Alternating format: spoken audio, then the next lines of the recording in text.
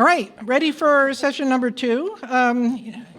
Welcome again, and I know it's a little chilly. We'll try to turn the air conditioning down a little bit. But this is panel session 2, mandating a college athlete's Bill of Rights, and I'm honored to introduce our panelists, noting that the Honorable Cory Booker, U.S. Senator from New Jersey, will be joining us later in the program, and that this session will be extended to 12:45 a.m. in order to accommodate his availability. With us... Yes, p.m. PM, oh, I'm sorry, PM. Yeah, we're not going to be here for 12 Sorry, hours. PM. We might be good, but not that good. It's true.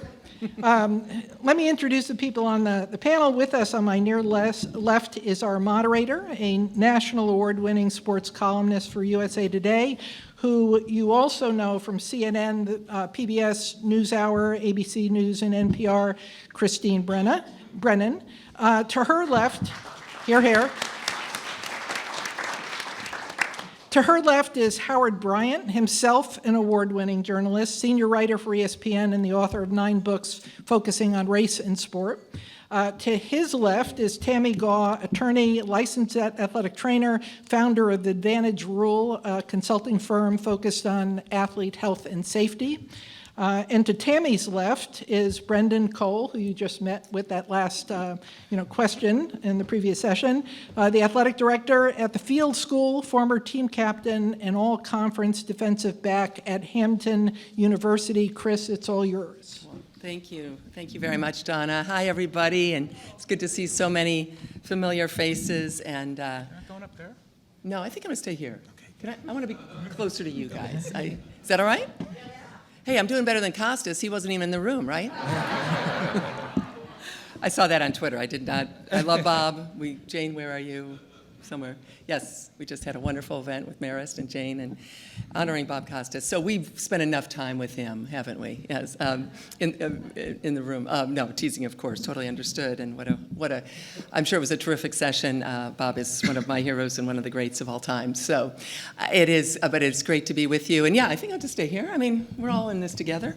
And as Donna mentioned, of course, we've got the Senator Booker, who will be joining us at a time that we believe will be set, but knowing the whims of the Senate and the schedule of senators, he will just materialize behind us, and we will then include him. So it is an honor and a pleasure to be here, and thank you so much, Donna, for all the great work, and thanks to the panelists for being here and spending your time on such an important issue. It's such a vital, crucial time in our nation's history.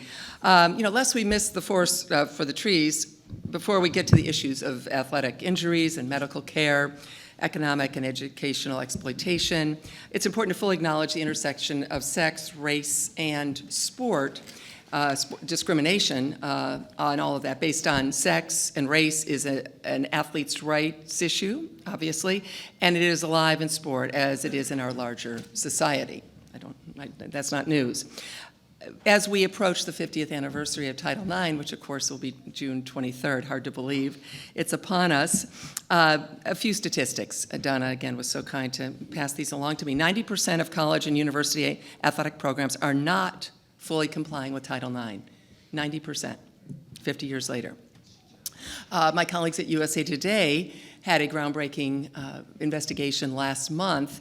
And basically, the headline was, for every $1 spent on men's programs in the football bowl subdivision, Division I, the top programs, every $1 spent on men, 71 cents is spent on women. College female athletes are annually shortchanged, then you add that all up, $1 billion in athletic scholarships annually. Athletic departments are spending $162 million less recruiting female athletes than they are recruiting male athletes. And female college athletes receive 148,000 fewer participation opportunities than their gender equity entitlement. So we have a ways to go. Issues of race often are less transparent and often purposely hidden. Athletes of color are overrepresented in football and men's and women's basketball and underrepresented in most other NCAA sports. Full scholarship athletes are required to be full-time students, yet 52% of Division I men's basketball players, 38% of D1 football players, and 38% of D1 women's basketball players will not graduate. They will not receive the meaningful education they were promised when they were recruited. 95% of D1 men's basketball players, 80 to 90% of the football players, and 60% of women's basketball players were specially admitted to predominantly white higher education institutions and most likely were placed in less demanding majors and courses to keep them eligible for athletics. Among those roughly 28,000 full scholarship D1 athletes, less than 350 will actually be selected, you know these stats, less than 350 of the 28,000 will actually be selected in the NBA, NFL, or WNBA draft. And there are times when sport collides with racism in our society. The reason the slide behind me has been displayed for these several minutes is because several weeks ago, I'm sure you heard about this story, but several weeks ago, the women's lacrosse team of Delaware State University, which of course is an HBCU institution, was stopped in Georgia on their way home from their last game of the season. As team member Micah Lambert stated, a bus full of girls of color and a black bus driver stopped by the police. Police came on the bus, informed the students they would be checking their luggage for possible narcotics, told the driver to open the luggage compartment. A canine dog and 6 officers conducted a search. Players witnessed the police tossing underwear and feminine products from the luggage. Players remained calm and respectful throughout.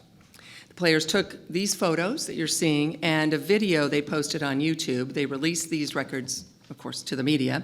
They participated in every media session and interview that was requested. They asked their institution to take action. Yesterday, they met as a team, and we are so fortunate here today to have several representatives of that team with us. I'd like to,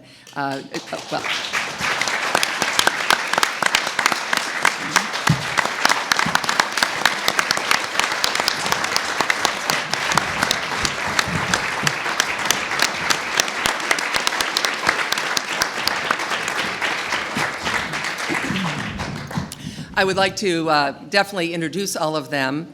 If you want to, when I say your name, if you'd like to stand, please. The coach of the team, Pamela Jenkins, was a student of Alan Sack, who we are honoring here today. How about that?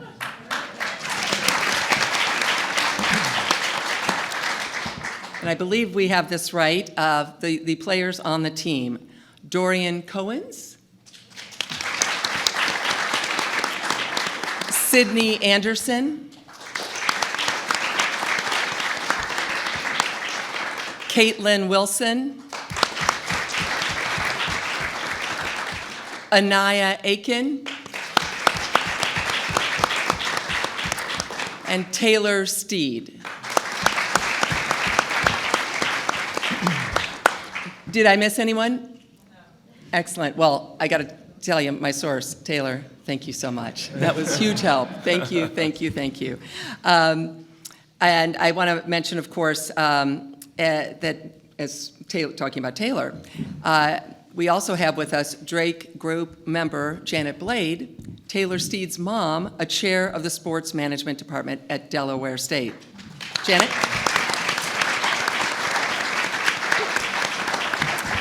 Folks, ladies and gentlemen, they experienced racism, they chronicled the harm, and are doing something about it. We already gave them, obviously, a standing ovation, but could we give them one more round of applause? Congratulations. Thank you for your courage. Thanks for coming to the news media, letting us know what was going on, and obviously, our world is better for that. So thank you very, very much. I think, Howard, I'm going to come to you first. No, not first. Yes. First of all, we know each other. We've known each other for how many years? A long time. Is Pamela Jenkins, the coach, of course, at Delaware lacrosse team, is obviously an athletes' rights ally. Is that the rule, Howard, or is that the exception in college sport? Well, one, it's just great to see everybody in person. This is it's been a while, so thank you for having us here. And I think it's a strange thing to give applause for what happened to y'all, but I guess it's appropriate to at least acknowledge that just wasn't right. That's all. I mean, and it's inadequate, but at the same time, and I read that story, and it was just, you shake your head because people are constantly surprised at the norm, and that, runs counter to our intelligence. One thing Tammy and I were talking about last night was this very question about who are your advocates? And who is speaking for you, and do you have an opportunity to speak for yourself? And in following so much, even in the last panel, and following these stories about this brave new world and where it's going and how it's sort of the Wild West, and you look at the overseer, Dabo Swinney, talking about how it's just chaos, and this is going to be chaos, and so much chaos. We're already in chaos. It's just a matter of who the chaos benefits. And so, to me, what I found most interesting about this and the questions that I really think we need to concentrate on is exactly what you're asking. Who are your advocates? Who are your allies? Do you have an opportunity to be in the room? Tammy and I were talking about this right when I first got here. Who is actually speaking on behalf of the athletes? Where is the union? Is there a union? Obviously there's not. Is there counsel? Are you in the room? Do you have a say? And as we know, when you create something from a blank slate, which is where we're going right now, that becomes rule. That becomes custom. That becomes, to the lawyer, precedent. And those precedents are extremely difficult to break. So when something is being created, you have to be a creator. You have to be part of that creation. Otherwise, you are inheriting something that you had nothing to do with, something you had no say on. And there are so many people in the game right now, in this industry right now, who have an opportunity to say something. The question is, are they going to be given the keys to get into the room?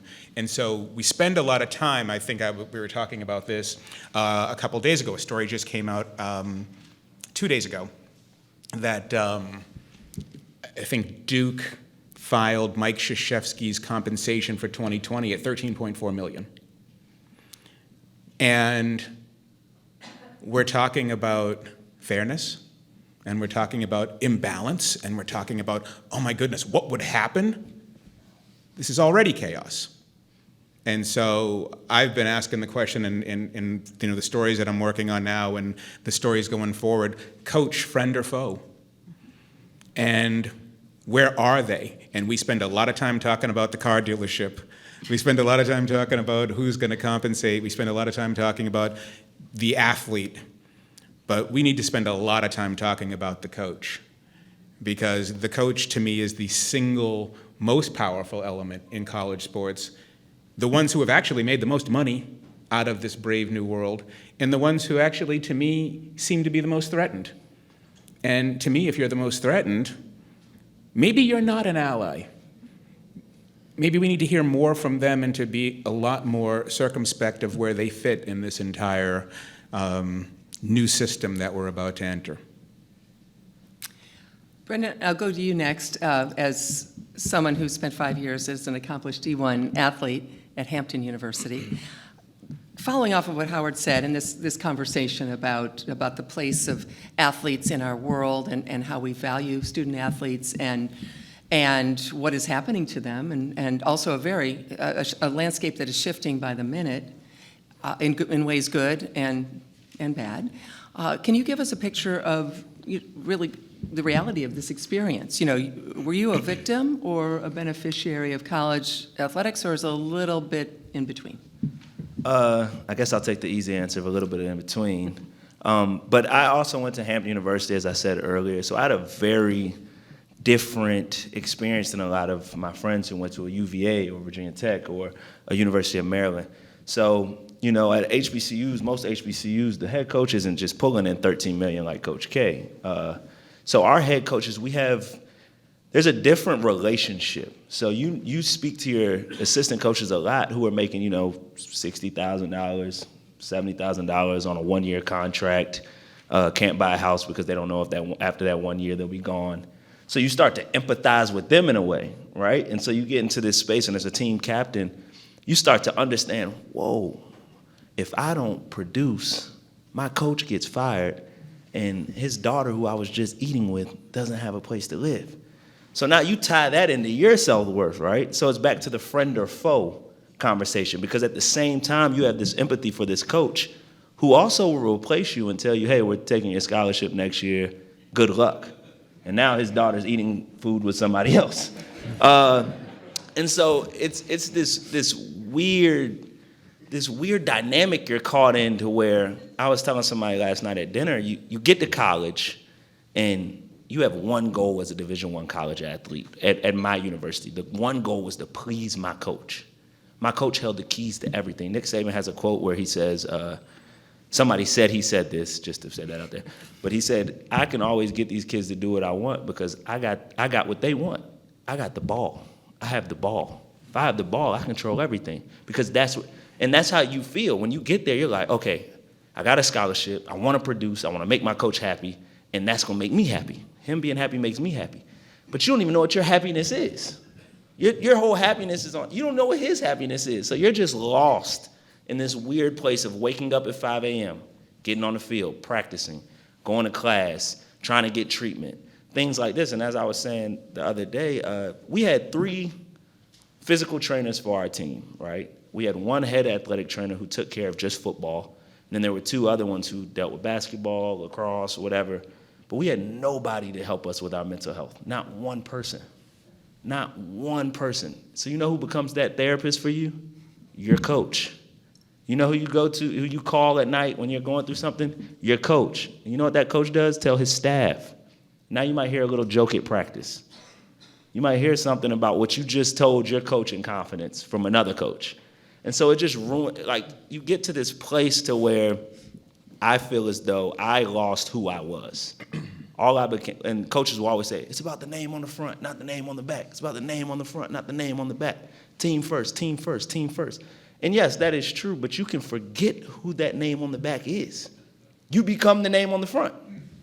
But what happens is when you graduate, that name on the front is no longer there. All you have is the name that was on the back, which you have no type of tie or an understanding of what that name means. And so you find yourself in that place, and then you graduate.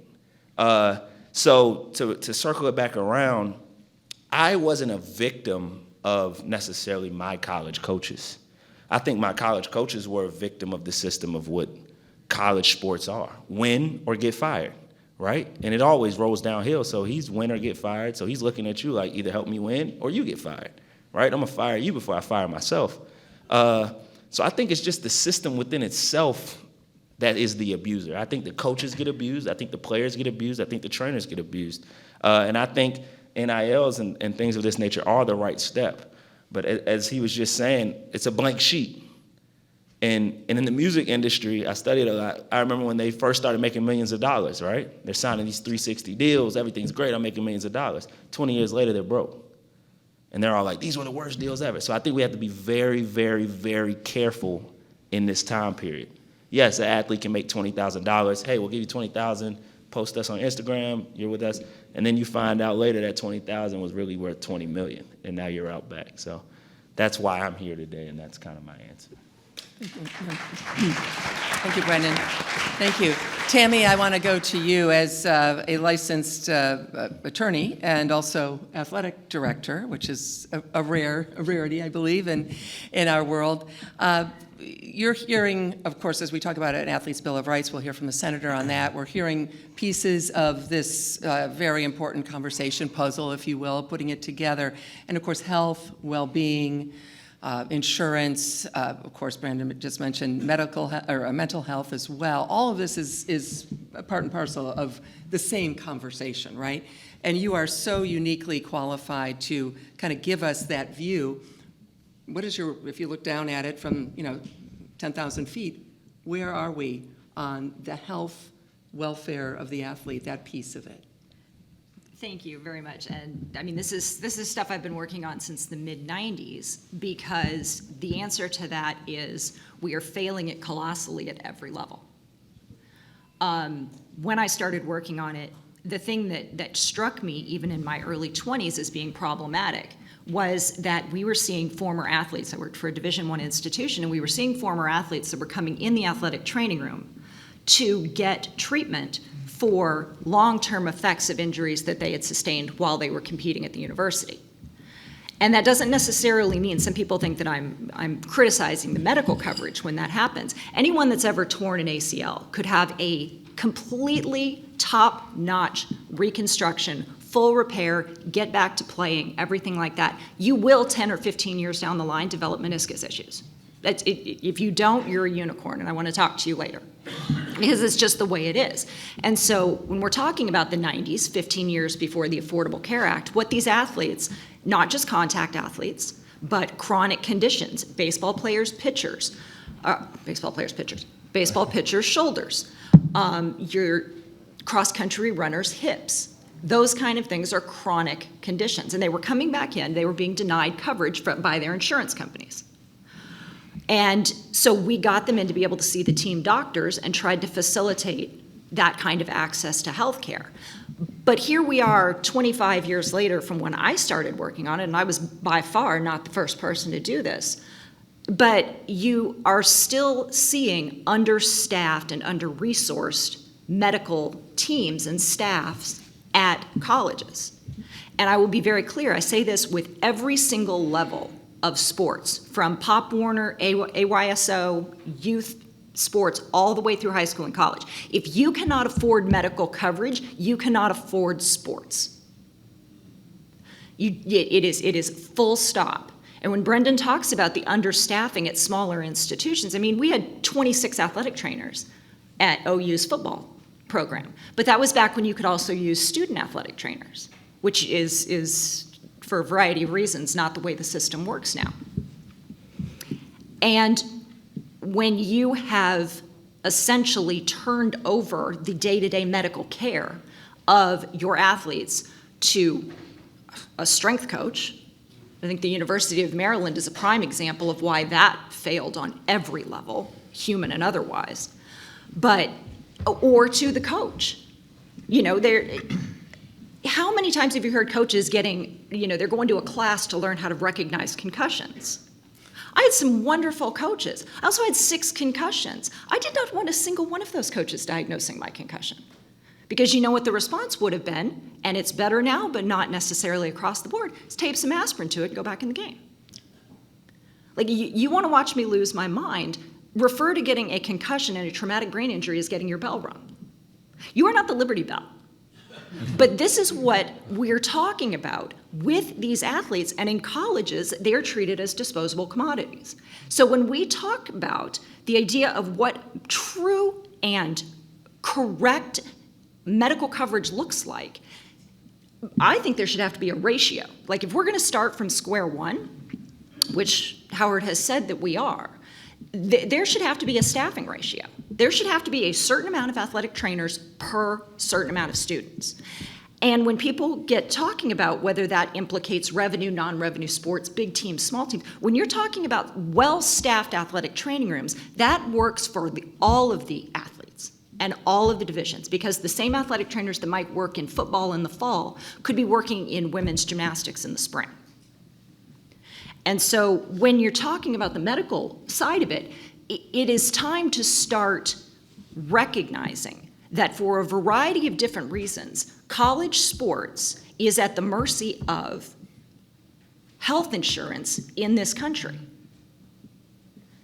And when I talk to my friends internationally, you know, college sports is a uniquely American proposition. Yeah, I talk to my friends and family over in the UK, and they look at me like I asked my dog to do math. They do not understand the concept of how college sports has a grip on everything.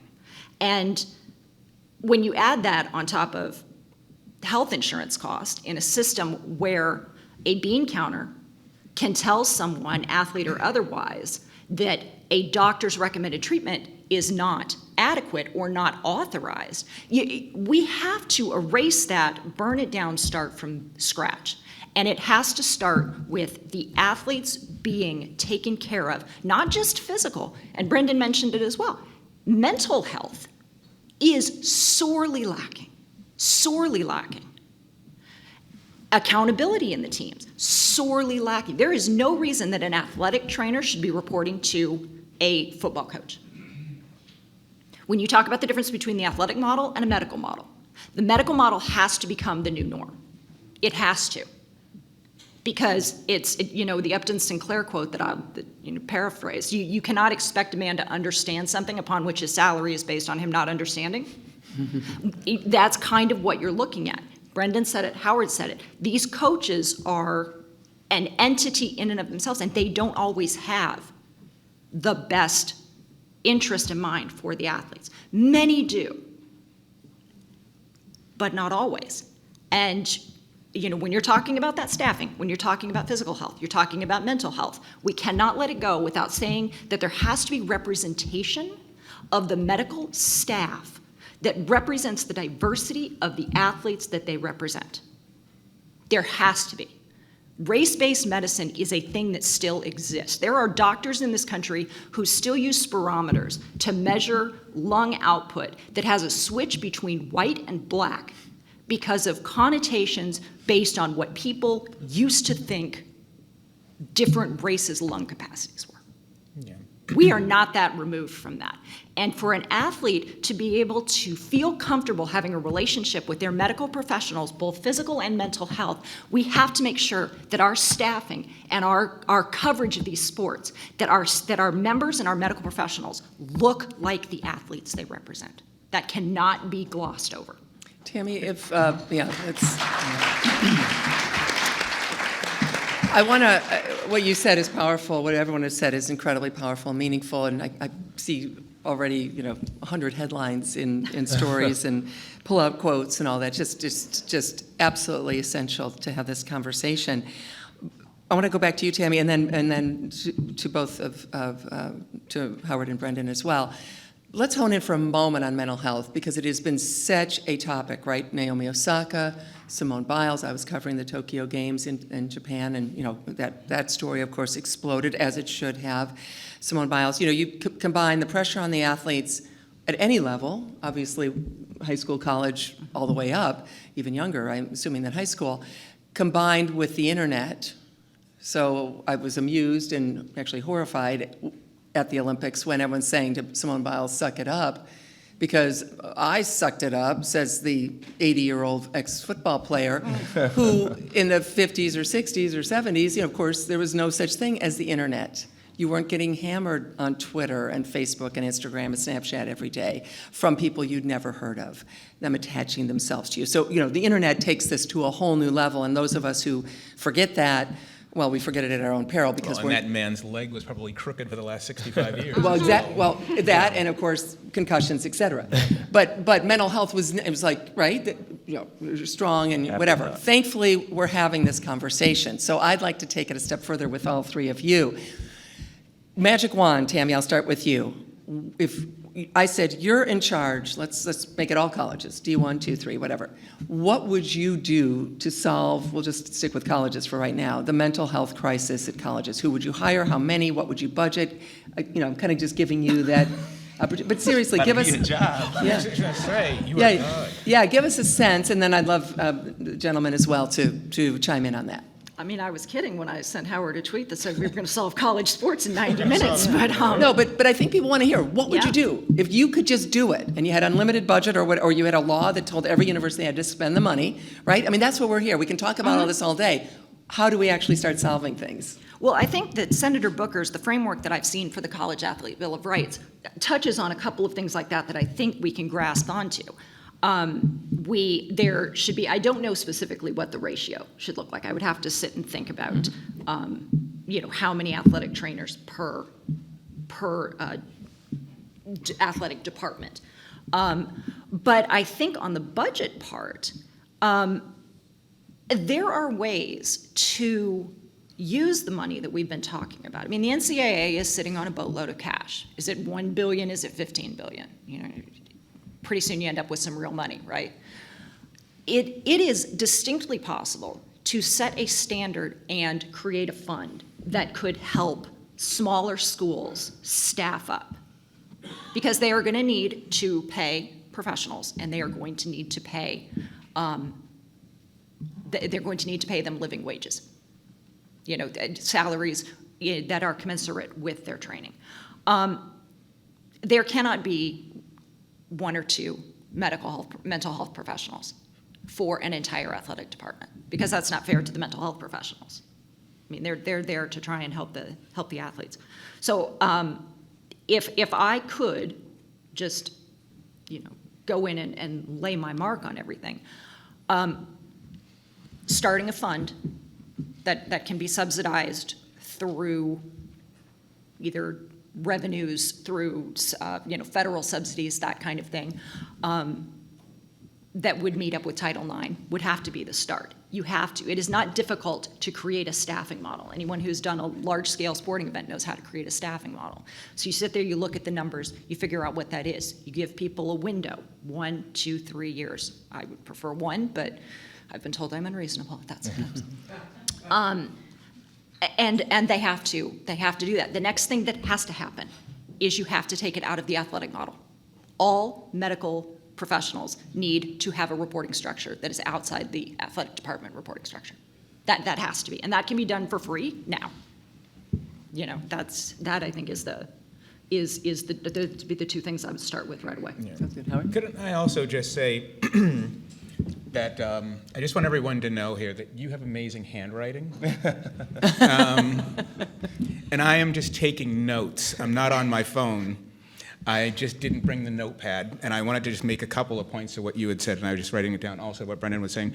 I think the thing when you were talking earlier about about the level, the different tiers, you're talking about community, exactly. And that level of community has to be reciprocal. And I think one of the things that these coaches have such issues with is that, especially at the top D1 level, is that it's forcing either community or a two-way lack of community. Okay, Bobby Petrino, you can leave after telling me that you were going to be here for 4 years. Now I can leave as well. Exactly. And so we need to decide what we want this to look like. Do we want community, or do we want even less community, where the players are as disloyal to the organization as the organization has been to them? The other point that you made that I thought was fantastic as well was we do live in a base. You want to please the coach. We are talking about a paternalistic industry here. It's always been paternalistic. We are giving you something. We give you a scholarship. We're giving. You're not giving me anything. Exactly. Nothing. I have to earn this, and not only do I have to earn this, I have to earn this every year and repeat earning it. It's not even 4 years. It's 1 year renewables. And then you were also talking about the cliche that we've all heard about it's always about the name on the front, but do the coaches remember the name on the back? Does the organization remember the name on the back? If you don't remember the name on the back, nobody will. Extremely important. Tammy, the other point that you made as well reminds me of, and in terms of the medical piece of this, it reminds me of when I was covering the Oakland A's.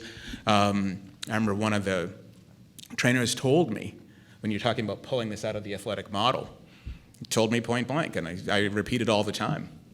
My job is not to get you healthy. My job is to get you healthy enough to play. They're not the same thing. And I've been taking that with me for 25 years. Because it is true. I mean, we're looking at the Celtics and the Heat. Robert Williams has this knee injury. He's suddenly ready to go, and then he's got swelling on his knee. He's not ready to go. He was never ready to go. But you have a responsibility as an athlete. You want to be out there. You want to play, and we all understand that dynamic. But the bottom line is there is a very strict line between healthy and healthy enough to play. And so I could not agree more about taking the model away from the athletes.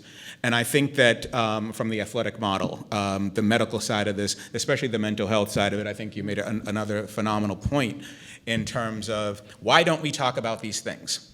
Because they're going to cost us. And we know not to talk about things that are going to cost us. So now I walk into the clubhouse or I walk into the locker room and everybody knows I'm having an issue. Mm-hmm. How am I supposed to function when everybody's are they looking at me because I talked to the coach and told him something in confidence? And also, what does that mean then for everyone's ability to count on me. Am I not going to start now? Am I not going to be in the same rotation anymore? You can't be trusted. And it's not to say that you're untrustworthy, it just means you're the wrong person to talk to. I got to protect myself from you because that's the right thing to do. And I think that I did an interview a few days ago with a young reporter at Santa Clara University who was doing a story on mental health and was asking about these very questions and was asking about, where this came from. And I think it's very important to connect all the dots. I mean, one of the things that we're supposed to do as journalists is dot connect, to explain how these things all connect. And I think it's really important to remember that we are now we're starting a second decade since Trayvon Martin was killed. And since we've seen this revival of the athletes speaking up. Previous to that, we hadn't seen that since the late 60s. And so now when you start taking 10 years of this, from Trayvon to Ferguson to Kaepernick to the WNBA with Maya Moore to the Atlanta Dream out there, on the senatorial campaign, the athletes are speaking, and now they're speaking for themselves on mental health. They are changing the dynamic and the parameters of their lives. So you don't get this, in my opinion. You don't get the Osaka conversation. You don't get the Michael Phelps and the Simone Biles conversation without the rest of that. And so I think it's important to remember that we are in a remarkable decade right now of players and athletes having say. And all of it sort of comes together and it all connects. And I think that one of the most important areas here in the medical side versus the athletic model is extremely important to remember is we still view the mental side as weakness. Mm-hmm. It's not the same as a broken arm. Right. And when we were having this conversation not too long ago about, I don't remember what game it was, somebody missed a couple of free throws, and this conversation was, did you miss or are you weak? Mm-hmm.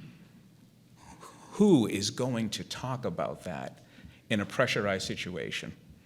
That if I talk to my coach that I'm having some issues, do I really want you in the game in the last 5 minutes? Exactly. So it's extremely important for the athletes to have an outside outlet to keep them from being even more under the thumb of the coach and of the team. They're the wrong people to talk to. Brendan, I want to get to you in a second, but I think it's important to mention that in addition to what you were just saying, we've had these 3 awful headlines, awful stories, all happen to be women. Stanford, soccer, Wisconsin, cross country, James Madison, softball. All 3 women, great athletes, high-achieving people by all accounts, happy, wonderful people by all accounts, no one had any idea, and all 3 take their own life. Sometimes, and you and I know this best as journalists, sometimes there has to be, I'm going to say the big one, and I don't mean it because these are 3 beautiful lives. I'm not trying to say, oh, that's just a story. But the big one, the awful, terrible thing that hits us, right? Hits us square in the face, that wakes us up. And that's tragic that it takes that on any level, whether it be talking about mental health, talking about steroids in sports, talking about racism. I mean, of course, it's terrible. But sometimes as a nation, we have to be awakened by something really, really bad. So, Brendan, I'm going to ask you, when you hear those horrible stories, and certainly there are more than that, but these 3 have been relatively recent and jarring for many, many people, certainly in those communities. Do you feel like maybe we're getting somewhere, or we will get somewhere on mental health? And then if you want to include your experience, I know you talked a little bit about talking to a coach or whatever, but what is your thought about where we are with mental health specifically with athletes? Yes, I believe we are starting to make the right steps. I always want to be very careful. I think things become hot topics, right? Just like, racism has been a hot topic for many years, but lately it's been on the forefront and everybody's jumping on it. I think mental health is in the lens. But I think we really, really, really need to hold these universities accountable for implementing plans, strategies, and holding them to that. Like the same way everybody wants to go see, oh, how many of your players on scholarship graduate? Because if not enough, then we put you in, you violate this, you can't go to the bowl game, you can't do this. They need to do the same thing with the mental health. We need to have a measure. How can we make sure these kids are getting the mental health they need?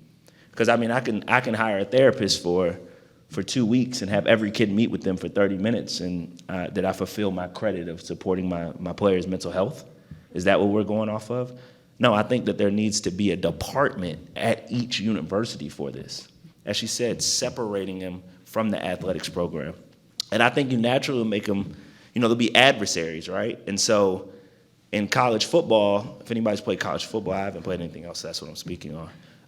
It's always a bad thing to be cool with the trainer. You never want to be cool with the trainer. If you're cool with the trainer, you're not cool with the coach.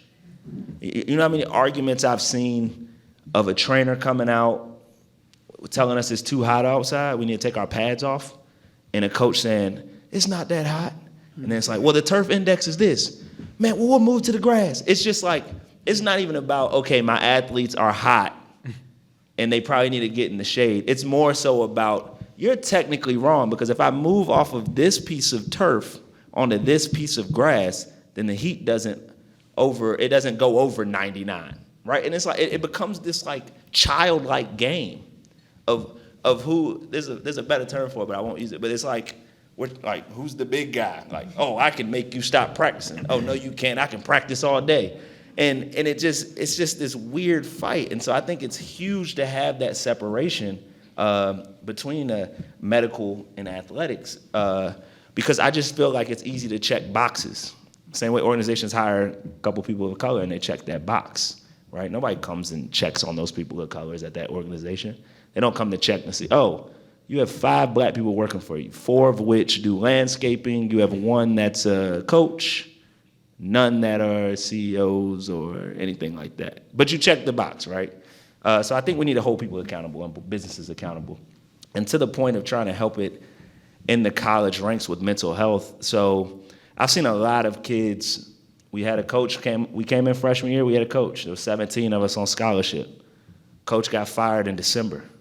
New coach came in January. Told a lot of those guys, hey, you don't fit my scheme, things like that. You have 18-year-olds in the office on the phone with their mom and their coach crying because the coach is taking 20% of their scholarship and they have to figure it out. Do I blame the coach? No, like I said earlier, I don't blame the coach. I blame the system itself, right? This system that we're in. So I think that they need to have SGAs, student government bodies, that help interview the next coach. Why can't I have a say-so on who's the next coach here? If I'm a junior, a sophomore, a freshman, why does the AD get to just interview coaches and pick who he wants, him and the president? I'm the one that's gonna deal with this coach every day, all day long. Why can't we make up a committee of 8 kids on each team who interview the next coach? We sit in. It's like community policing, line 1. Exactly. Okay, you interview with the president, you interview with the AD and his department, and then you interview with the kids. And we all come together and talk to each other. I like him, I don't like her, mix it up. I don't understand why we can't do that. It just makes sense to me, right? The AD hires him and never sees him but once a week on a Sunday to talk about his game plan from that past Saturday. The kids deal with him from 5 a.m. to 8 p.m. So I think that's one way we can help with the mental health, right? Because now I have a say-so in who I'm trying to make happy all day. And now you just tilted the balance. Exactly. Well, then that's the other piece of it. But what's taking place here is one of the toughest things to do is to maintain the integrity and structure of the building when you take all the pillars out.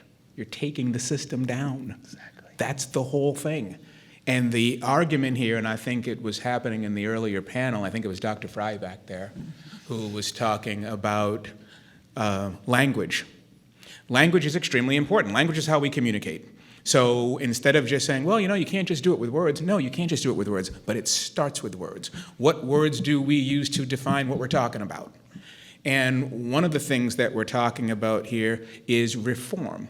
You're really not talking about reform. You're talking about replacement. Trying to create something else. Because the reforms are always so incremental that there's an opposition to that, which keeps everything in place. And the things that you're talking about, it's like when I was at the San Jose Mercury News, and all of a sudden they had this new format where the reporters actually were going to interview the job candidates. I'm like, oh, that's kind of interesting. That didn't last. And so what we're really talking about is, and this is what this panel is all about, this Bill of Rights. You're talking about a fundamental reimagining of what this is. And that is extremely frightening to a lot of people. And one of the ways, the very first things that you do in reimagining is reimagining our language. You know, we don't call women stewardesses anymore. That's not nothing. That matters. All of the different language matters. How we use the words that we are adopting or adapting to describe things. That moves. And then the next thing moves, and the next thing moves, and before you know it, it's unrecognizable as to what it was. And so these are the things that we're talking about. And these are the things that your opposition are going to fight against the hardest. Can you imagine talking to your coach and having the coach doesn't want to talk to the trainer. I mean, the trainers, I remember I cover pro sports and have been covering pro sports for, with Christine as well for as long as, we can remember. There are changes in this just in my career. I remember when I first got into the business, early in the early 90s, if a player's wife was having a baby, you never left the team. Now it's nothing, nobody cares. Oh, his wife's having a baby, good, he's gone for a couple days and life moves on. But back then, that was one of the biggest signs that you weren't a real man, that you were weak and that you weren't focused and you weren't ready to go and the whole thing. I remember when I was covering the A's, the players used to tell me they used to try to have their babies make their babies in January so the season was over. I'm like, what if you won 100 games? Mm-hmm. Right? I mean, the players for years had to, use the schedule because you couldn't miss any games. You couldn't be with your family. But think of how ridiculous that sounds now, and it wasn't even that long ago. So language and how we approach things are extremely, extremely important. And speaking of language, I think a big part of everything we're saying here is the fact that athletes have found their voice. You alluded to this a few moments ago. I'd like to kind of bore down into it a little bit, dig deeper with all three of you about athletes finding their voice, feeling free to speak out. Howard, you and I have talked about these issues a lot on other panels too, but you've chronicled athlete activists, Muhammad Ali, John Carlos, Kurt Flood, Tommy Smith. Obviously, I've written a book with Billie Jean King. We've all talked to her. We've talked to the women's soccer players, and what a tremendous day yesterday was. That is, talk about finding your voice, right? They've been fighting that for 30, 35 years, and the big lawsuit in 2019. And the great victory, but what was fascinating to me yesterday is, I'm sure you're all well aware of the basically equal pay now with the women's and men's national soccer teams and the World Cup teams, Olympic teams, what have you, is that it was the men who said, yes, we want to share. And those are Title IX males. They're not their dads and their grandfathers. Those are guys who've respected women since they were born in a different way. They went to their sisters' soccer games, and they weren't lamenting the fact they had to be there. The way that maybe a generation or two earlier, brothers were like, I'm not going to go watch girls' sports. And now the respect is there, and now there's the money. Again, finding their voice, whether that be Megan Rapinoe, Abby Wambach, even going back to Julie Foudy, Brianna Scurry. This has been a generation or two effort. So athletes finding their voice, we're seeing a reawakening. There's no doubt that with Colin Kaepernick in particular, but the WNBA you alluded to, especially when they were all together during COVID, during the beginning of COVID. Obviously, we're still in COVID, but the beginning of COVID, and you had the WNBA and the way they spoke out and the way they protested. The NBA, again, all together in a bubble. They could talk all the time. Howard, I'll start with you. How big a deal is athletes finding their voice, talking about these issues, bringing these things to light? Be it LeBron, be it Megan Rapinoe going after Trump and Trump going after her. Have we ever seen a president go after an athlete wearing the red, white, and blue on foreign soil at that exact moment? Never. And Megan Rapinoe did not back down, and I think I wrote 17 columns on that. It was horrific by the guy the former guy, as I guess we call him, a few blocks from here, and Megan Rapinoe just stood right up to him. So again, Howard, the athlete voice, how big a deal is that in this whole conversation about Athletes' Bill of Rights? Well, I think it's enormous to a point, based on what happens with it. Is finding your voice great? Is it valuable? And then the Bill of Rights comes, and then the rules are in place, and the athlete didn't have a say into how they were implemented or created in the first place, then suddenly it doesn't really mean that much. And so I think the thing that I find most important when you're looking at whether it was, let's not forget, when the women's soccer team was doing their thing, the women's hockey team, they were going to boycott the Worlds, and they were in the United States. And so everything you get comes from fighting. Everything. They're not handing you anything. And I think one of the things, even in the last panel, that's just so important to recognize is that empires don't retreat. They want more and more and more. And so when Bob was on the screen talking about, well, maybe instead of practicing 60 hours, you can practice 40. You're not going to practice 40 until you get told you have to practice 40. You know, and after what took place in Maryland, there shouldn't be a coach employed in America or in the world that's not going to listen to their players saying it's too hot. And so, but you're not going to get any of that reduction unless you have pressure. Nothing happens without pressure. And so to me, when I hear all of these movements take place, it's always a reminder that the player has to be willing to speak. It's the only way. But do you feel they are more emboldened now than I ever do. before? I feel like they're more emboldened, and I think that the players, and I think part of the reason is because of the next panel, the NIL panel, and bless you, and the rest of it in terms of in terms of the shift. I mean, the thing that what is Brandon really talking about? He's talking about the imbalance of power. Like, it drives me crazy. And Andy and I were on the plane yesterday and in the cab talking about this, and we couldn't have disagreed more on some of what we were talking about. But at the same time, I don't believe in chaos as a new thing. It's just a matter of who is going to be profiting and benefiting from the chaos. We're already in chaos. And so what we're seeing here is we're seeing athletes having more and more and more of a say in this, and they have to. That is to me that is the balance. Everything else is just going to be, okay, how do you take this? How do you carve up what we have, and who gets it? Tammy, obviously you are on the health and medical side of all this with your experience, although as a lawyer you certainly have other experiences as well. The athlete voice, how do you see it implemented and speaking out, and that confidence that athletes seem to have? And this new wave certainly stems from the murder of George Floyd, of course. That's what triggered this, which is almost 2 years ago now, which is hard to believe. But anyway, athletes' voice speaking out in terms of the what you know best, which I guess is the health piece. Well, I think it happens on a lot of levels, not just the safety. And I think there is a certain element of finding your voice, but then there are, I cringe when I hear the phrase "the voice for the voiceless," because unless you're an animal, like an actual physical quadruped, you have a voice. It's just nobody's listening to it. And so there is a certain element of people finding their voice, finding what they believe is important, finding what they decide to speak with. But then there's the element of what can they do with that absent or in spite of gatekeepers. So when Sedona releases a video of the weight room, all of a sudden everybody's paying attention. But she did that on her own. So we are in the midst of sort of a revitalization of activism, which has never gone away. And I will shout out Howard's book, Heritage. You definitely should get it. It's sitting on the table right over there. But the activism is not new.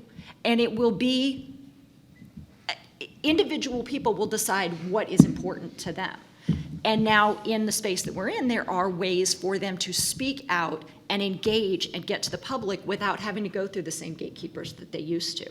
Well, you just brought up the point before we started about what we saw in Missouri. Absolutely. And then the Missouri legislature comes in and tries to make a law banning protest for scholarship athletes. And this is the point about constantly being in a fight. Yep. It is great to put that, that baseball cap on signing day, but there is a naturally adversarial relationship to part of this, and it's an appropriately adversarial relationship. And so knowing full well that part of this last decade is inspiring, but you also know that the oppositions are also mobilizing to kill that voice, Exactly. to prevent that voice from happening. And when you brought up Simone Biles, that's a perfect example. She chose to speak on her mental health in a way that she chose to speak on it.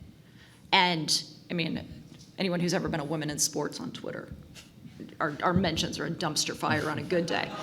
But, as a gymnast who never competed anywhere close to the stratosphere, which please do not think that I am comparing myself to her at all.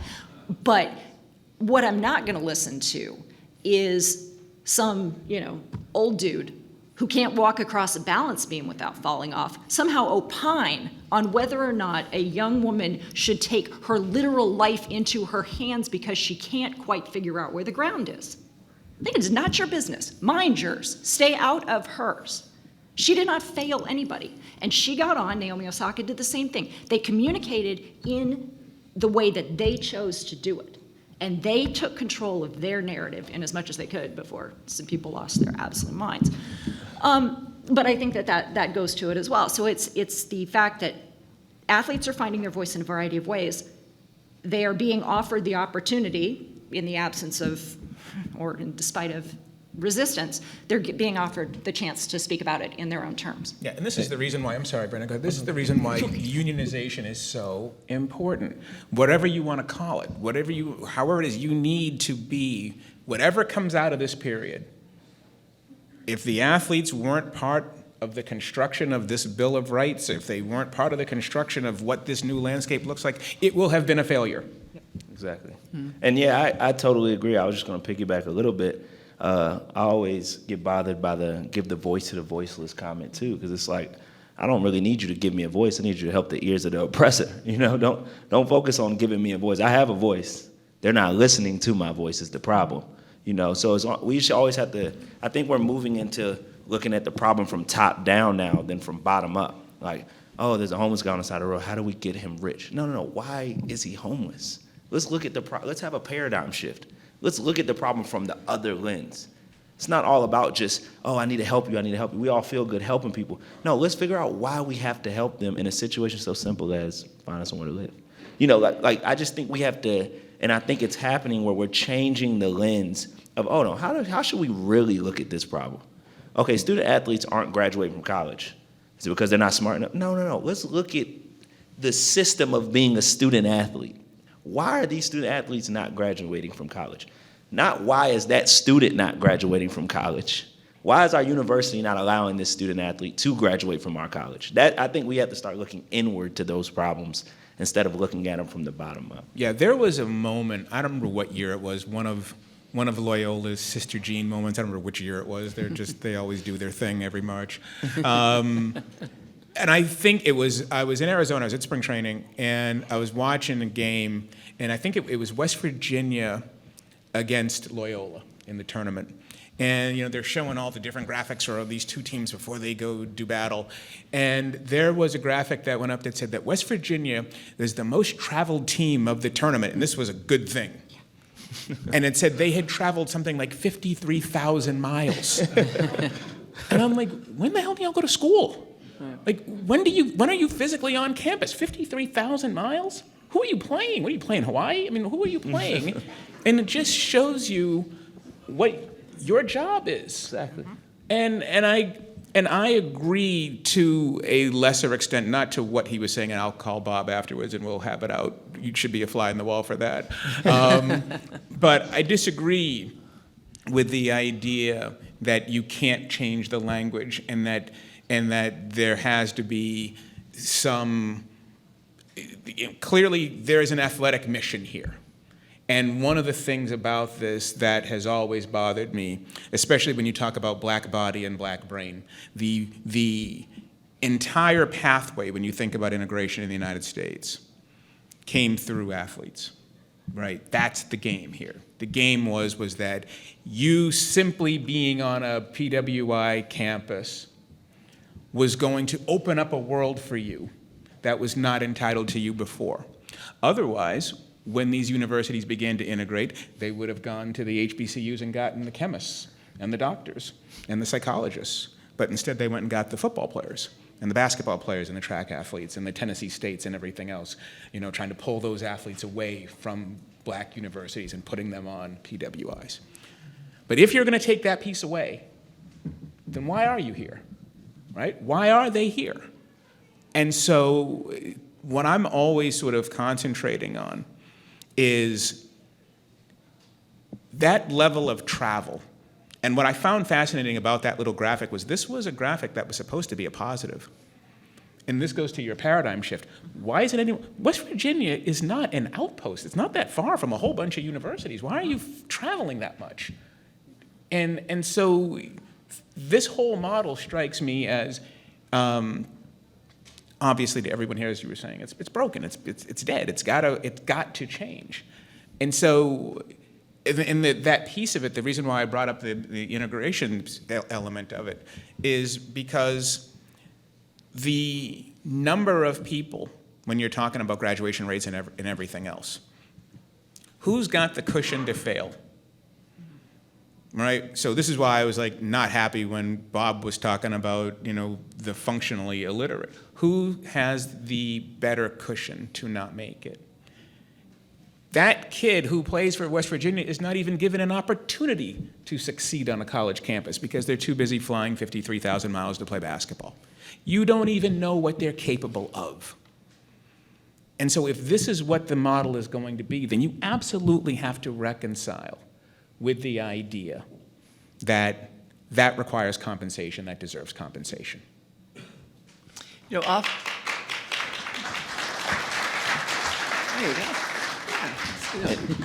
Just to address something you said that at very there was a comment made earlier about oh, well, there's a kid here that's a felon. And people were like, yeah, felon. It's like, what does that mean? They don't deserve to go to college because they're a felon?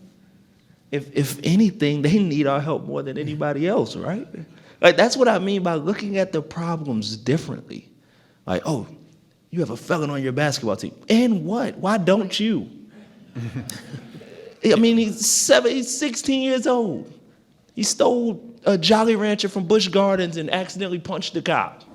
What do you well, remember Allen Iverson? Well, you don't remember Allen Iverson. I do. Allen Iverson's actually from Hampton, Virginia, where I'm from. Just because you weren't born. And everybody's looking at the bowling alley incident, and they don't even know what Poquoson, Virginia is and the history of it. And it's just, he's 17. Yeah. And I just we have to remember that these kids are minors.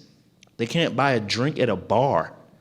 If all of us in here were caught for something we were doing at 17 and 16 at the wrong time, we'd probably be a lot of felons in here too, or a lot of us will have different records. Right. So I just feel like we all need to remember that and look at it that way. And like I tell people, the Negro League wasn't joined with the MLB because their uniforms were great. No, they went and saw that, oh, this guy just hit the ball 389 yards. I need to bring that over here. Yeah. And then the TV deal's rolling, because there was also a comment made about if you remove the top athletes from teams, it doesn't matter. The college will still be, the score is 77 to 75, the games are still exciting.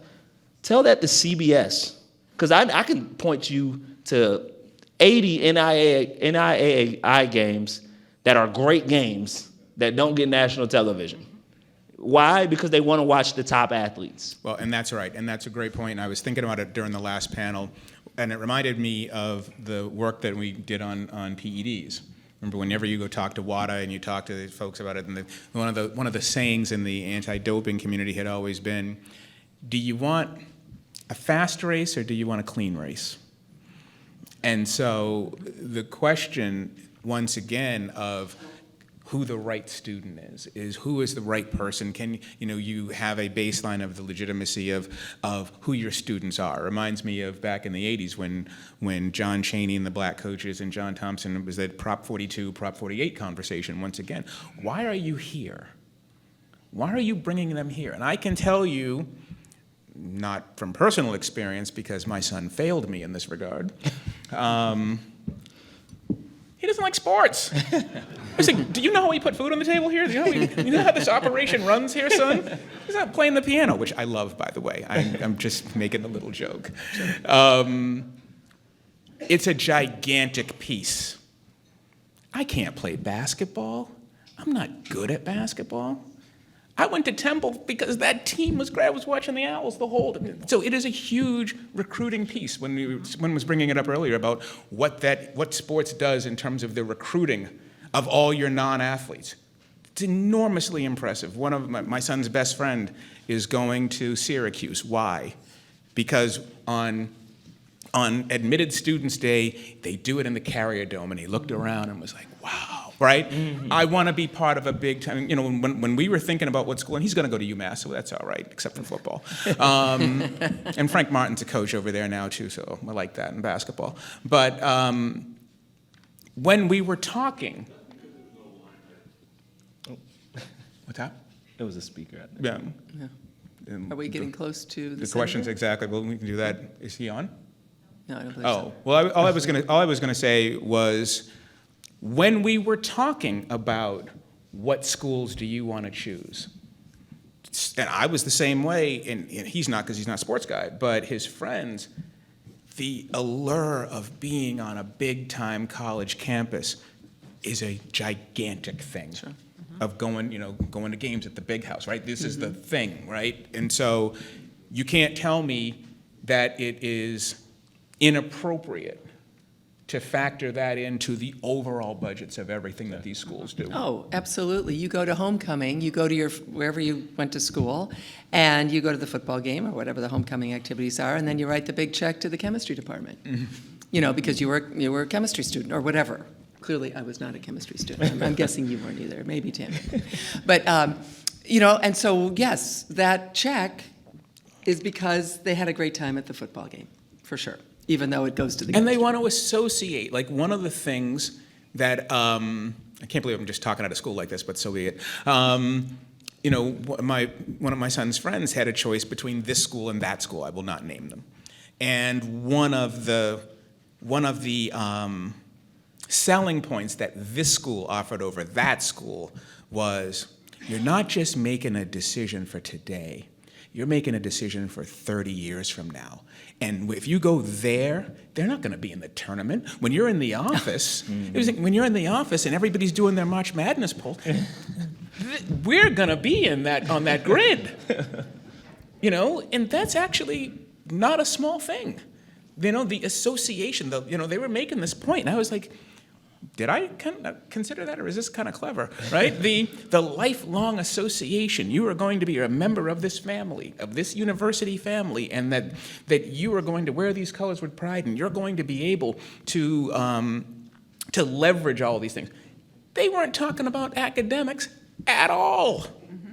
They were talking about the big-time association with this industry of college sports. If I could just, sure. I want to kind of tie two things in, one from each of them.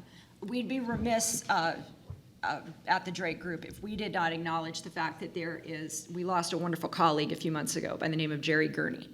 And Jerry was, definitely. And in addition to being one of the best humans that I ever met, Jerry Gurney was an assistant athletic director at OU when I was there. And I lived through a couple of different football coaches. I lived through a year of Howard Schnellenberger. So if you want to have any conversations with me about that, see you outside. But one of the things that Jerry did, and I think it ties in things that both Brendan and Howard have said, Jerry fought tooth and nail to require institutions to take responsibility for the academic care of the students that they admitted and the athletes that they admitted. And so when we hear things and talking about like the athletes have failed or who's a legitimate student or anything like that, it is not incumbent on those students or on those athletes they have responsibilities to pursue their own work, but we cannot let the schools get off with having failed these students. sometimes not acknowledging institutional problems. As Brendan said, No. you have to look and peel it back. You cannot expect some people to come in and succeed right away when they have not been prepared, supported. You know, they don't, the schooling, everything Tammy? like that. Oh, Yes, that's I it. will Yes. cut you off. The Please phones, do. we've got everything going on here. Senator, can you hear us? I hear you. Excellent. This is Christine Brennan, and we've got our wonderful panel here. I don't know if you can see us. I'd like to make a quick... I've been looking at you and hearing you. It's a great panel. This is awesome. Come on down and join us. I But wish I you're, could. you're doing very important work. I just would like to quickly introduce you. Pleased, a man who needs no introduction, of course, but the Honorable Cory Booker, U.S. Senator from New Jersey. At this point, Senator Booker, I'd like to throw it to you and tell us, if you would like, what the major elements of your bill are, and anything you'd like to tell us about your thoughts on this important topic of the College Athletes' Bill of Rights. And welcome and thank you. Well, first of all, I just want to say, I know there's members of the Delaware State women's lacrosse team. I just want to give them a shout out to handling what is a god-awful situation with such poise and such grace. They're extraordinary. And I know when I was a college athlete, I had run-ins with the police, being pulled over, accused of stealing my car, times where I had guns drawn on me, the fear I had when I was in college from experiences like that. It's just awful that this kind of humiliation is still going on for so many folks. So they, to me, are champions in more than one way. As far as what you all are talking about, look, I played ball, it seems like yesterday, but played in what was then the Pac-10, and began to see things that were just suspect and not right. And now that I've been years out, I still see things that are suspect and not right. And so whether it's just the health and safety of college athletes, I still now know people that are spending money out of their own pocket, paying for injuries that they sustained while making millions of dollars for the university. Whether it's people who have come up a few credits shy of graduating because they were giving 80 plus hours a week to their sport, and now they have to go into their own pocket to try to come back and get that college degree. I see perverse incentives where there's no enforceable protocols. So say concussion, when a game is on the line, millions of dollars on the line, all the incentives is to push athletes beyond what is their safety. There are a lot of issues to me that are just wrong and that endanger the well-being of college athletes, the education of college athletes, as well as their physical health. And for years, I've had that frustration, and now somehow pinch myself. It seems like yesterday, but suddenly I'm a United States Senator, and one of the handful that actually played Division I NCAA sports, and it's something that I think needs to be corrected. And so me and Senator Blumenthal from Connecticut with some other Senate colleagues worked on something that we call the College Athletes' Bill of Rights that addresses all these issues. That if you talk to any sports fan who loves college sports, when you tell them these kind of things, they often are stunned that this isn't just the basic floor that should be a part of the experience that everyone has. Not to mention the fact that people, when they realize that this is a $15 billion industry, it's the only industry I know of in America in this great free market where the people that are contributing to the most of the creation of those profits get to share in none of it. And so we have a great bill that we're excited that is the College Athletes' Bill of Rights, and we're just looking forward to trying to find a way that this institution that I'm a part of, Congress, that gives a lot of antitrust exemptions to the NCAA, begins to ask for basic health and safety standards and better assurances than the NCAA has been giving right now to their college athletes. Thank you very much for that, Senator. I think a lot of us would like to ask you questions. I'll dive in first. One of the things we've been talking about, of course, is the student athlete, we're focusing more on athlete than student, and we want to give these athletes an opportunity, of course, over time to graduate. Where do you stand on mandating lifetime scholarships, or a 6-year or until graduation kind of scholarship versus the, as Howard was saying, the threat of 1 year after the next year, after the next year, which of course creates all kinds of problems and tensions for that young athlete? Yeah, to me, I mean, my personal feeling very strongly is there should be lifetime scholarships. That if this is a person who is contributing so much, that there should be an understanding that we spend a lot of hours on our sport when we're there. I can't tell you how many hours on films, how many hours in the weight room. And again, when we measured, when I was playing, if you include travel to and from across the country to South Bend, Indiana, we would go, or even just Southern California. And when you include that all in, it was more than 80 hours a week. So I'm just a big believer that people should have pathways to get their degrees. Frankly, I'm a big believer that they should be allowed to do graduate work as well at the universities. It's a way, if you're not compensating them for the millions of dollars that they're bringing into the university, the least you can do is give them an academic scholarship to enable them to have a pathway to secure their education. Senator Howard Bryant here. I just wanted to ask you a quick question on participation.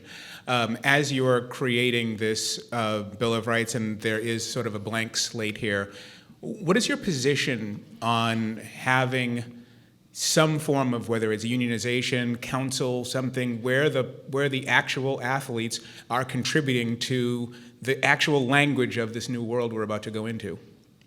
So again, to treat these athletes, these leaders, these phenomenal artists of athleticism as children is wrong. I believe they should have a seat at the table to be able to help chart their own course and shape the context in which they work and sacrifice, and in many cases bleed and sweat. And that's a problem, not to have athletes' voices at the table shaping the policies that so dramatically affect their lives. And so I'm a person that believes, number one, I believe in union and union organizing, but there's a lot of tension, I know, around calling them employees and all that. I still think you could even avoid that by creating some mechanism by which that they have a seat at the table. Because you all know the old saying that if you don't have a seat at the table, then you're going to be on the menu. And the way that athletes are often eaten up by the system shows you a lack of their voices being taken seriously and being valued and actually engaging and getting their input.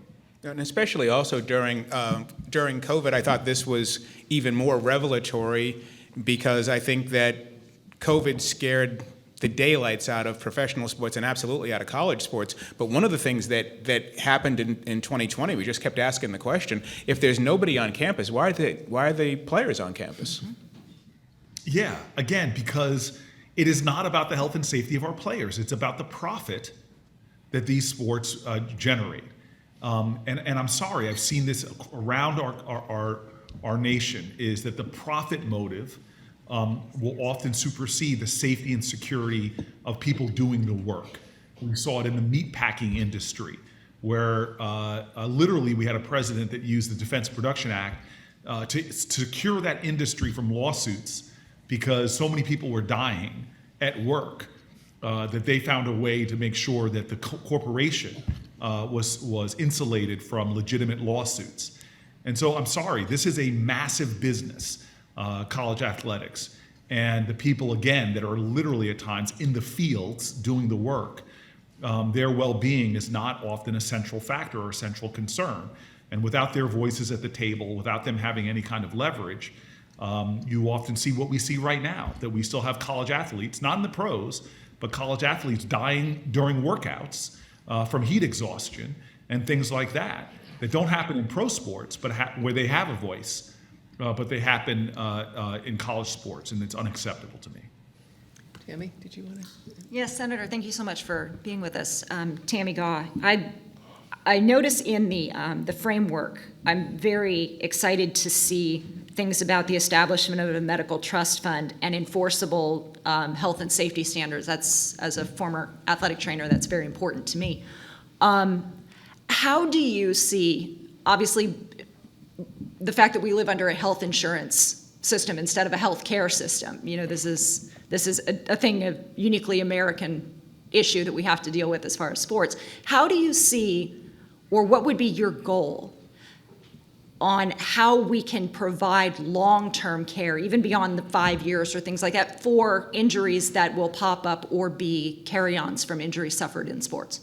Yeah, look, it is a health insurance problem. Is how do you give what I'd like to see is lifetime insurance because of what we're learning about CTE, spinal injuries, and more. Not to mention, again, some of my friends who are at least 300-pound linemen are having knee problems now or joint problems.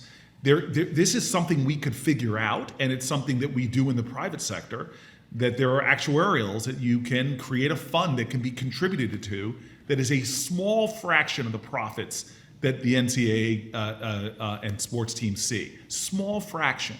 If we are really, and sports fans would want this, if we are first and foremost about the health, safety, and well-being, then create this fund.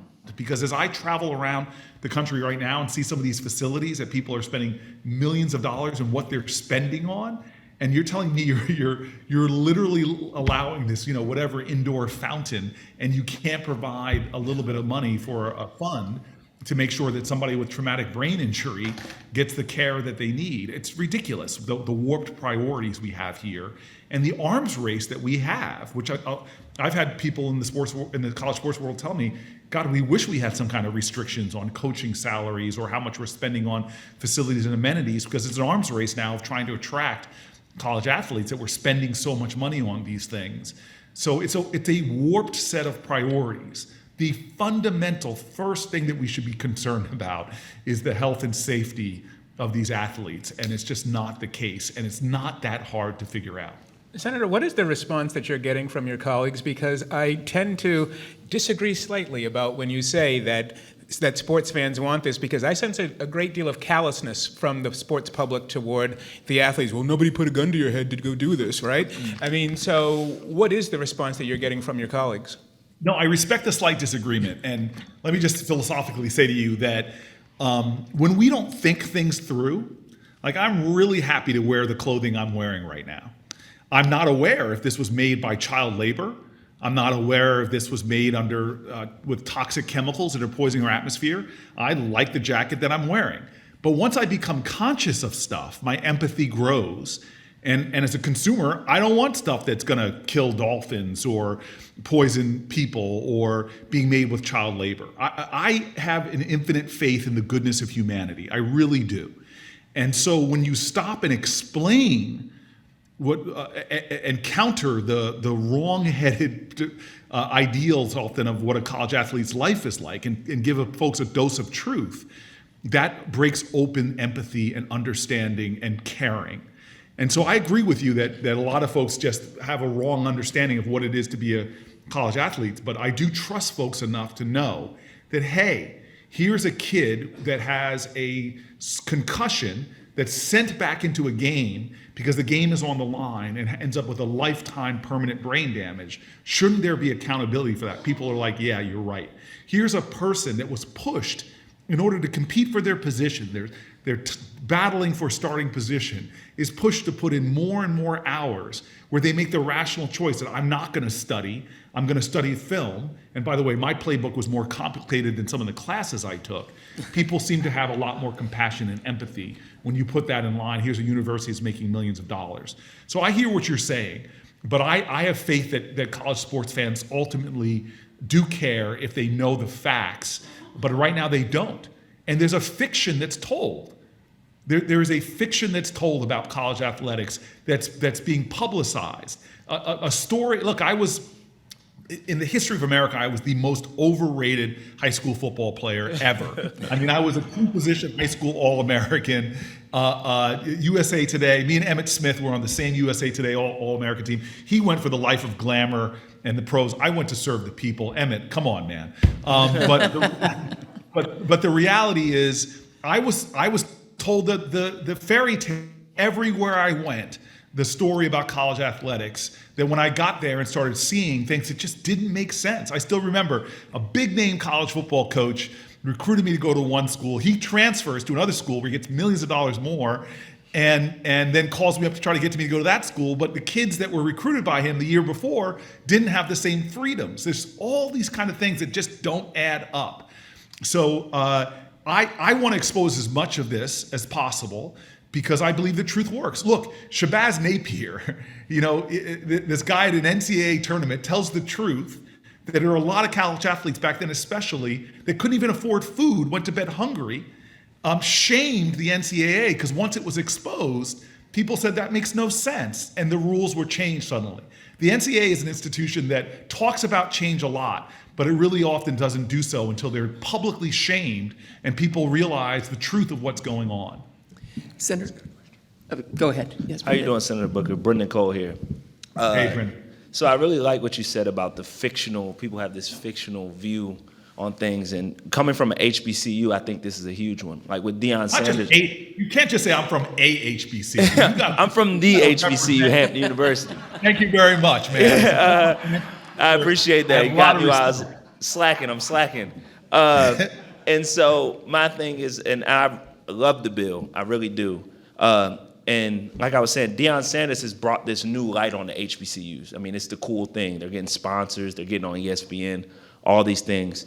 But that's a fiction in a lot of ways. Like, yes, his star power has brought that, but a lot of HBCUs do not see the same national recognition. They're not recognized nationally. We don't have the funding. You want to talk about going to sleep hungry?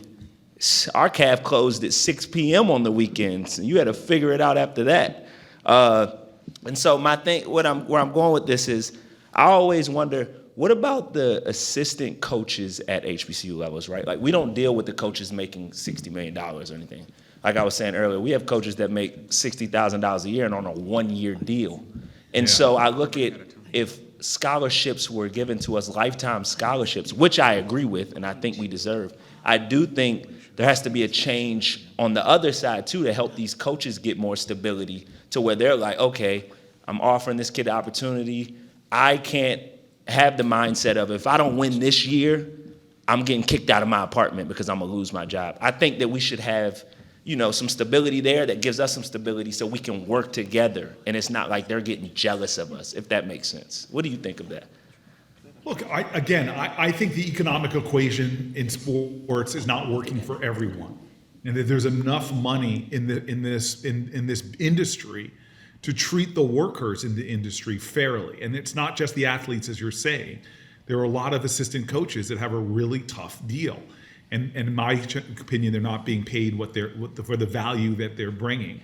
And anybody who's played sports knows that at its best, some of these assistant coaches, I had assistant coaches from Brian Billick to Tyrone Willingham. These are real big influences in your life. They're making a huge difference to the young men and women that they're coaching.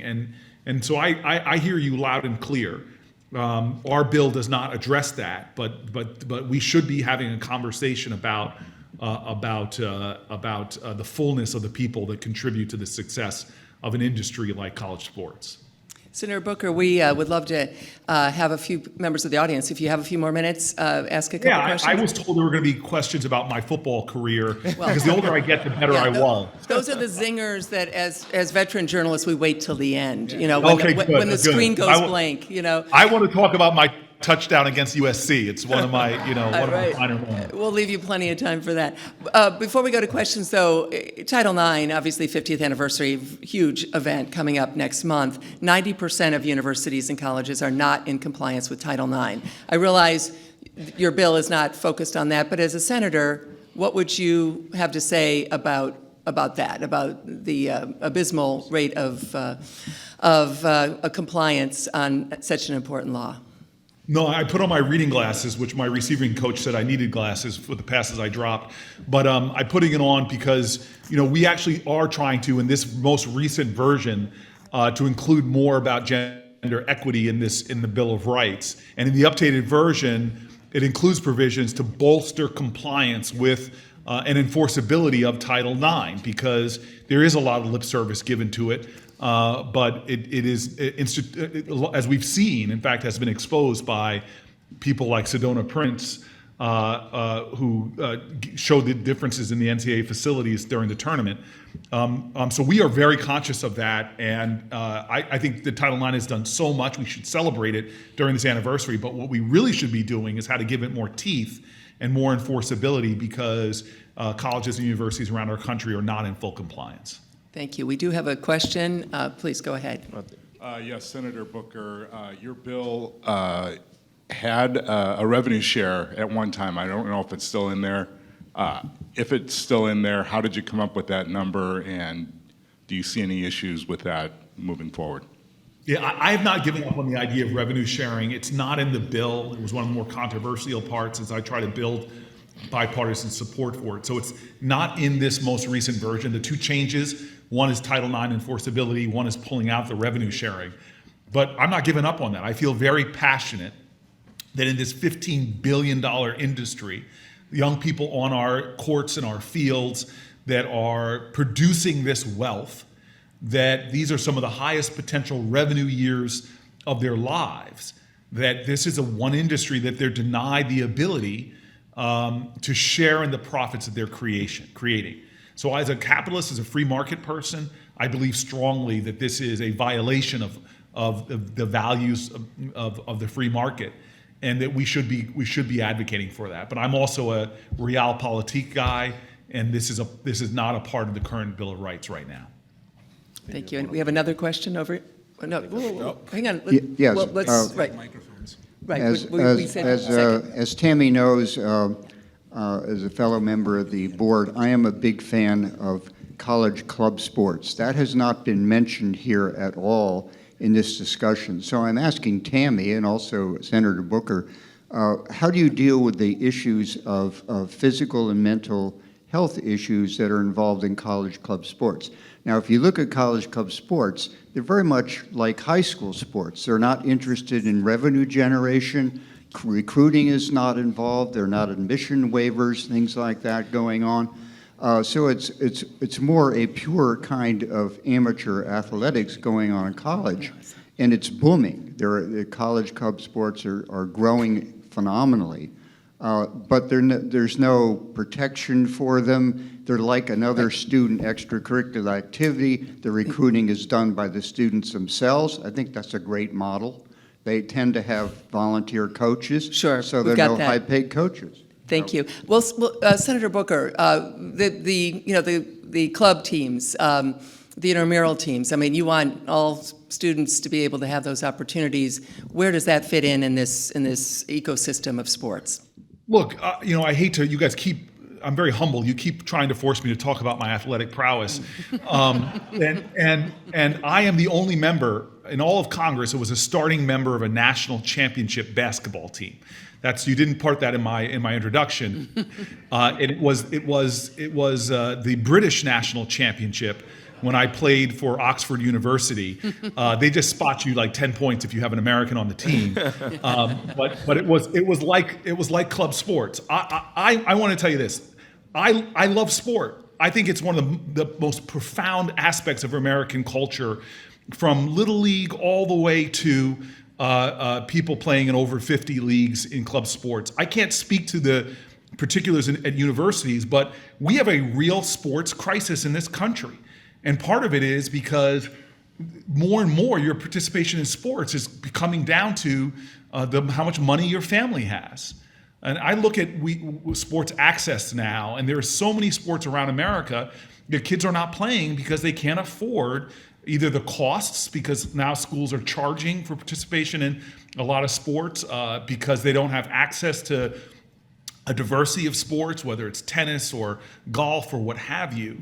And I think we as a culture, we have to think, if we value this, we should try to be removing barriers for more participation at every level to sports, not to mention the fact that we are a nation that's dying from diet-related diseases.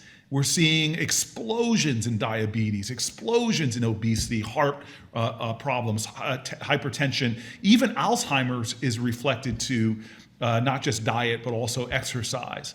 And so we won't be able to afford this. If you look at the curve of the explosion of diet-related diseases, we are not going to be able to afford it in 25 years. It's going to bankrupt our country because of the medical costs. Well, an antidote to that, besides making fresh, healthy foods more available, is leaning into that culture of physical activity and athleticism. And so this is something we have to face. I haven't thought much about club sports in college, but I have thought a lot about, in fact, I have a bill about trying to expand access for people to participate in sports, because it is still, to me, one of the great aspects of our culture that is healthy, that builds community, that breaks down barriers between us. My football locker room, I would die for those guys, and there were Republicans, Democrats, there were people of all different faiths.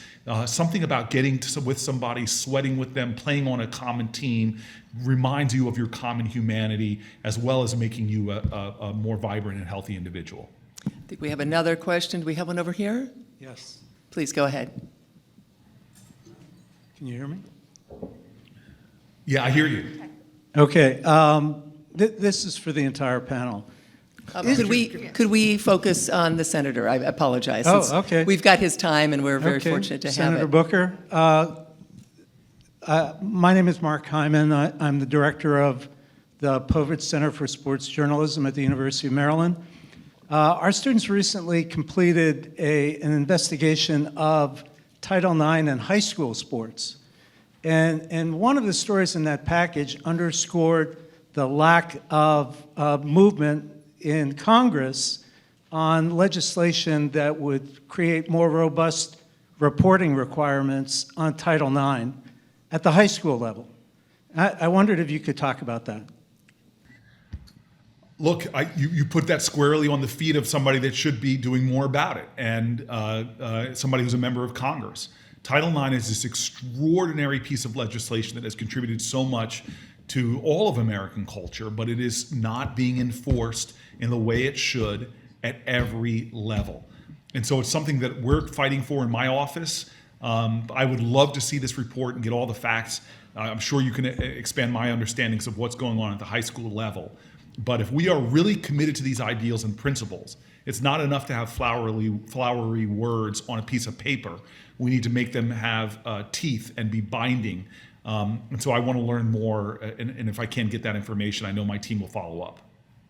Excellent. I think do you have time, Senator, for one more question before we get to your incredible college career? Is it last question? Yeah. Okay, here we go. Hi. While we're bragging, I was the 1987 archery champion for Camp Stratterman. I just thought I should bring that up. Thank you. You should. You should. No, but seriously, my actual question is, I think we're kind of dancing around the NCAA and the role that they play, and a lot of these ideas about a college Bill of Rights, a college athlete Bill of Rights. Where do you think the NCAA is with that? What role should they be playing, and are they even part of this conversation anymore? I mean, they have to be a part of the conversation. They're a membership organization.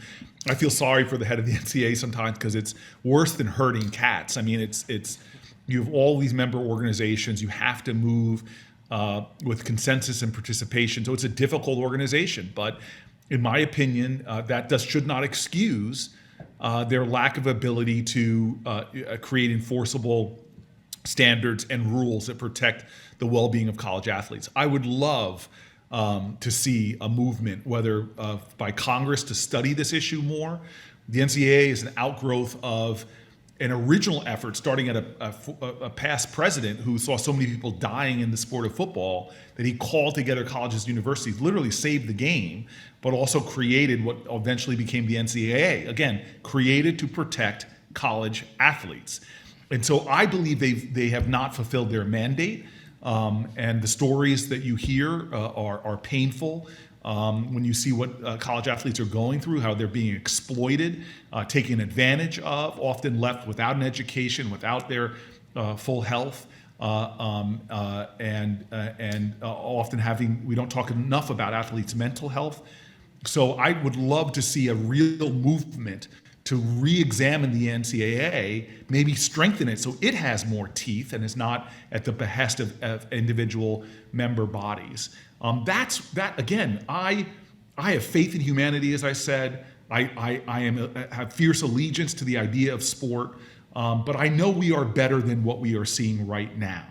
And if more people don't start talking about it, we are going to continue to see eras of exploitation, of discrimination on the basis of gender, of people suffering in silence and at the margins because of mental health or physical injuries. And these ideals that we use, the Disney version that we tell people about securing an education, will still fall short of that because people will be exploited for their athletic gifts and not allowed to nurture their intellectual gifts.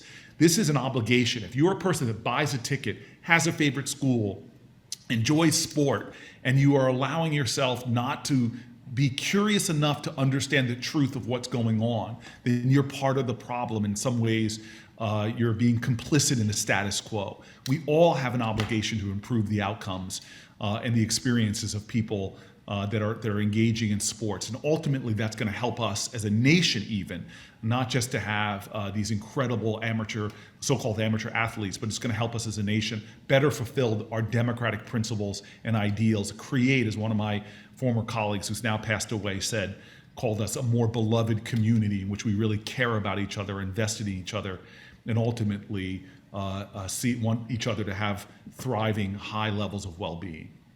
Well, what a perfect way to end. Senator Booker, thank you so much for your time and your leadership. Thank you for being with us. Thank you all. Thank you. Send my highlight films for you to show later on. Thank you again, sir. Really appreciate your time. And to the panel, thank you as well. Thank you.